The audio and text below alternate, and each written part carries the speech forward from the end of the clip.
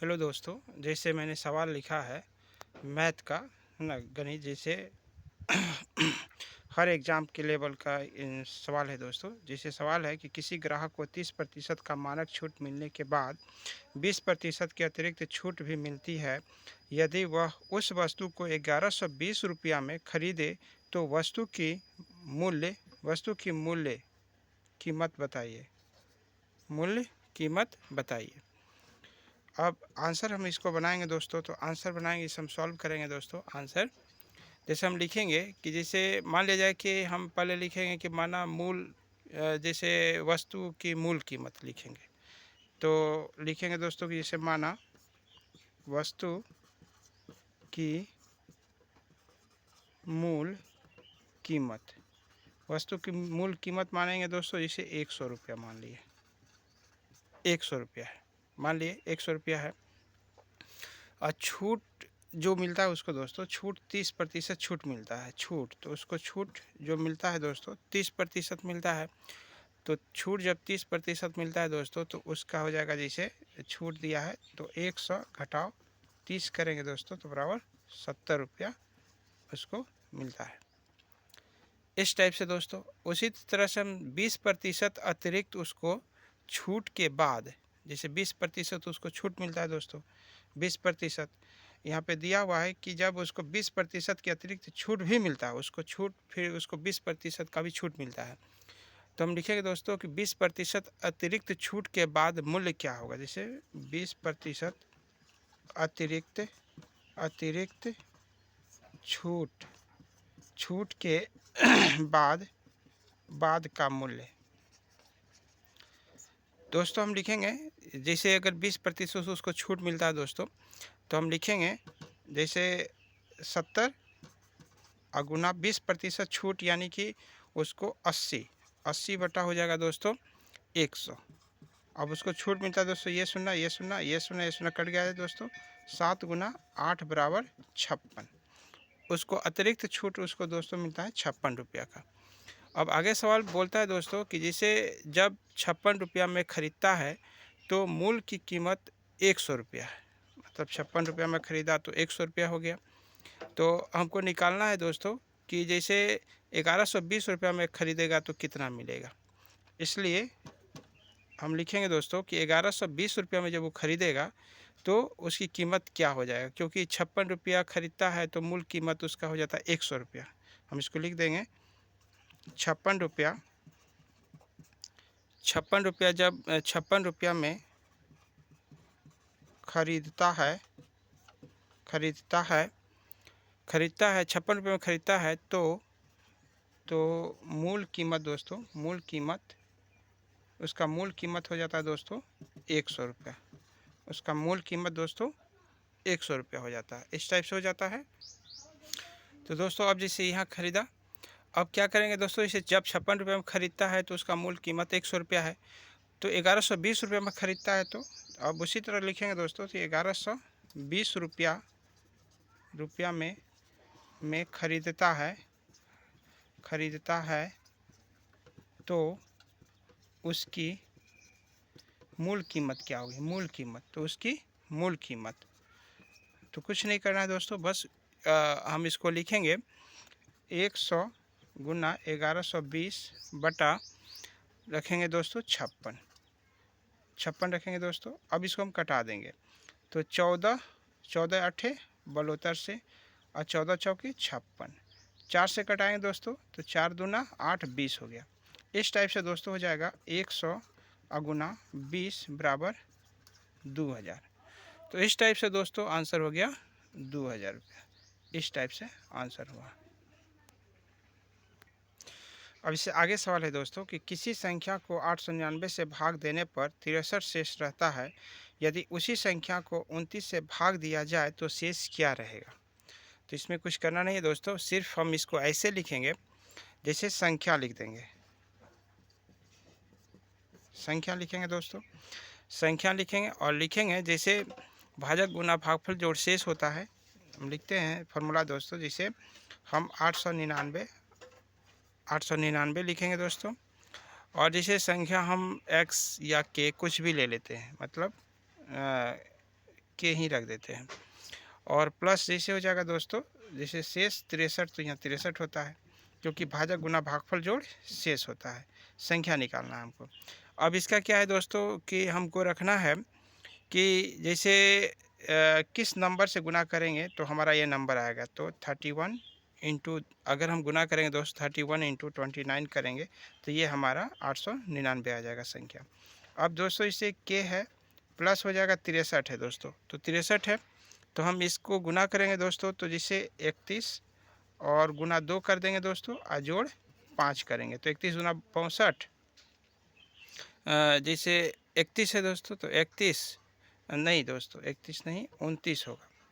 29, जैसे 29 गुना 2 करेंगे, तो 29 गुना 2 करेंगे तो 58, 58 में 5 जोड़ेंगे तो 63 हो जाएगा। तो इस टाइप से दोस्तों हम यहाँ देखते हैं कि जैसे 5 जो है हमारा ये शेष बच जाता है, तो हम यहाँ लिखेंगे दोस्तों ये 5 हमारा शेष बच जाता है। अब हम लिखेंगे दोस्तों कि संख्या को 29 से भाग देने पर हम लिख देंगे कि संख्या को इस टाइप से हम लिख देंगे, संख्या को 29 से भाग देने पर, संख्या को 29 से भाग देने पर, 29 से भाग देने पर शेष 5 बचेगा, 5 बचेगा। आंसर दोस्तों हो जाएगा 5 इसका आंसर हो जाएगा। इस टाइप से दोस्तों इसका आंसर हुआ।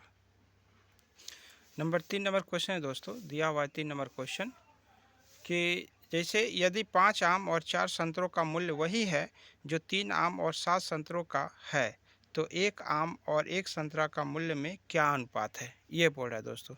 तो हम लिखेंगे इसका आंसर दोस्तों कि 5 आम और 4 संतरों का मूल्य, लिखेंगे 5 आम और 4 संतरों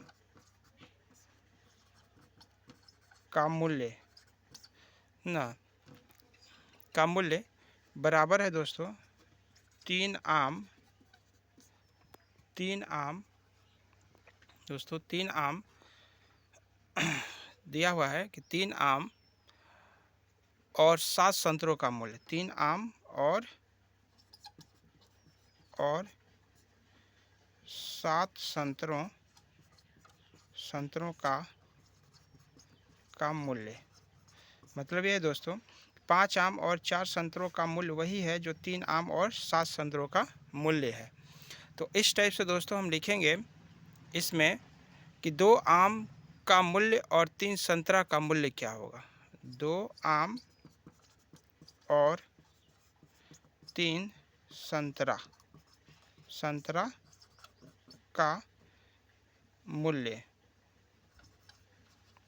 इसमें से रखेंगे दोस्तों।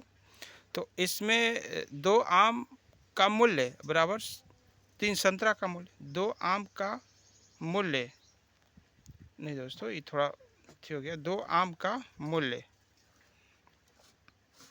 जैसे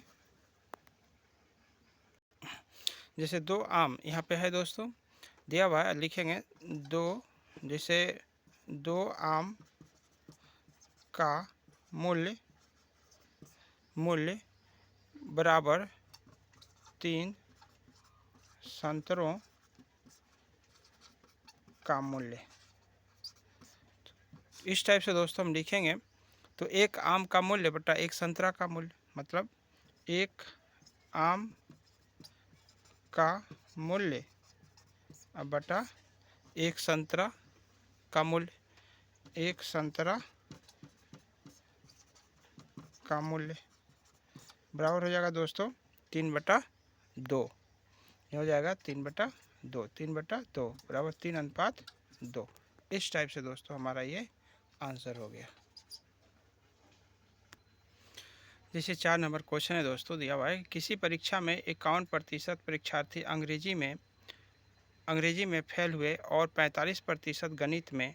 यदि 21% परीक्षार्थी दोनों विषयों में फेल हुए और 169 परीक्षार्थी उत्तीर्ण हुए, तो कुल परीक्षार्थियों की संख्या क्या है। इस टाइप से दोस्तों क्वेश्चन है।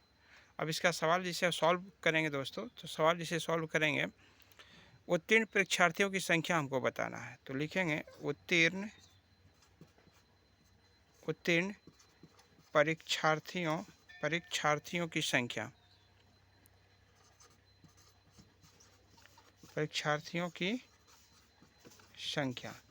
इस टाइप से दोस्तों हम लिखेंगे, परीक्षार्थियों की संख्या हम निकालेंगे। तो सबसे पहले दोस्तों हम देखते हैं कि अंग्रेजी और गणित विषय, दोस्तों अंग्रेजी और गणित।